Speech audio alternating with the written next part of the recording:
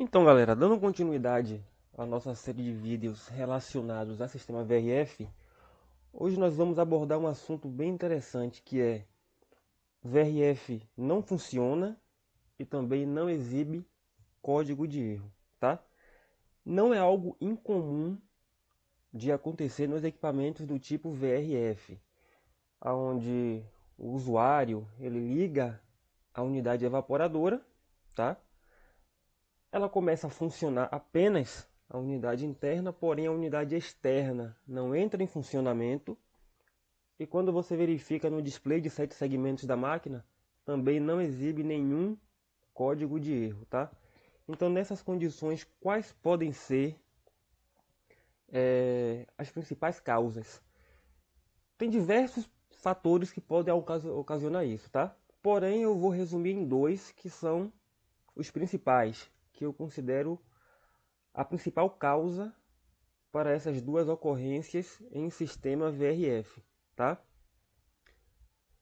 Aqui um exemplo de unidades evaporadoras ligadas, porém a unidade externa desligada. Uma observação que não é apenas a unidade mestre que fica desligada, tá?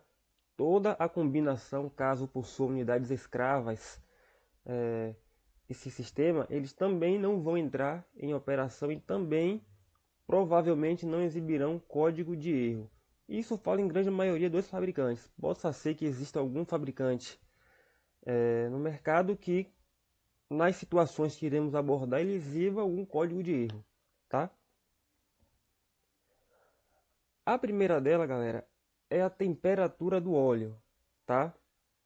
A gente não consegue perceber que alguns fabricantes que possuíam um sensor de temperatura, tipo sensor de cobre, aquele sensor de tubo, que ficava preso ao cárter do compressor próximo à cinta de resistência para aquecimento de óleo, tá?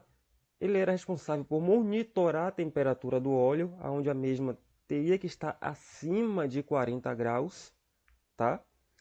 E caso estivesse acima, o sistema liberaria o funcionamento de todo o VRF. Caso esteja abaixo, ele bloqueia, considerando que é uma temperatura insegura, onde o óleo vai estar em contato com a maior porcentagem do fluido refrigerante e na hora do início de funcionamento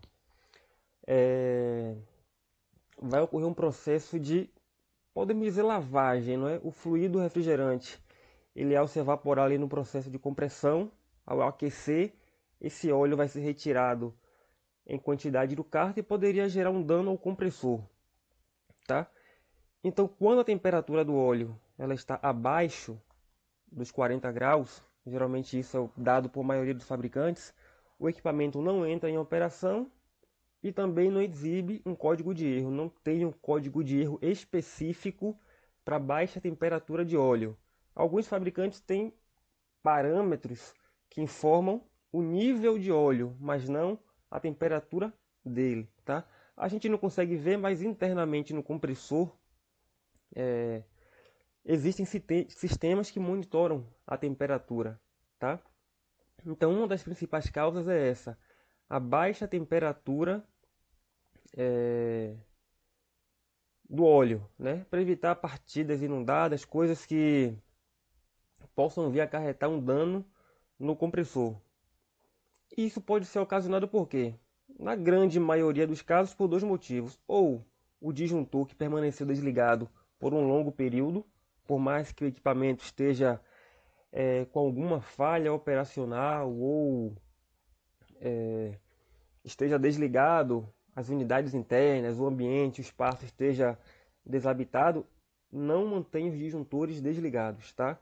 Porque ao ligar o disjuntor, o relé na placa-mãe vai mandar esses 220 volts para as cintas de resistência do compressor e vai sempre manter ele aquecido. É tanto que se você chegar no equipamento e colocar a mão próximo ao cárter, mesmo o equipamento estando parado, o cárter vai estar quente, justamente para manter a temperatura do óleo alta, tá? E o segundo fator é a própria resistência danificada, como ela fica na parte externa e a bobina de resistência dela é de de metal, então pode ser que oxide